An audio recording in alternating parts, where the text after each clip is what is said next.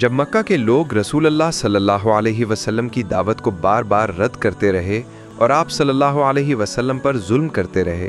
تو آپ صلی اللہ علیہ وسلم نے سوچا کہ شاید مکہ سے باہر کے لوگ اسلام کی بات سن لیں۔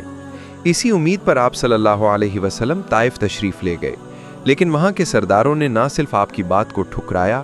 بلکہ شہر کے لوگوں کو اکسا دیا کہ وہ آپ صلی اللہ علیہ وسلم کو گالیاں دیں، آوازیں کسیں اور بچوں کو پتھر مارنے کے لیے پیچھے لگا دیا، یہاں تک کہ آپ صلی اللہ علیہ وسلم کے جوتے خون سے بھر گئے۔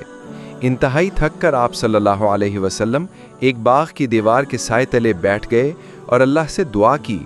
کہ اے اللہ، میں اپنی کمزوری اور بے بسی تیرے حضور عرض کرتا ہوں، اگر تم مجھ سے راضی ہے تو مجھے کوئی پرواہ نہیں۔ اس وقت اللہ تعالیٰ نے فرشتے کو بھیجا جس نے عرض کیا،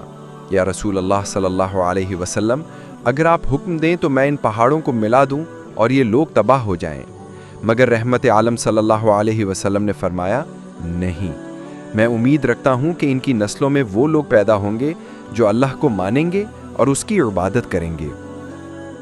یہ واقعہ ہمیں بتاتا ہے کہ رسول اللہ صلی اللہ علیہ وسلم نے بدترین ظلم سہنے کے باوجود بدلہ نہیں لیا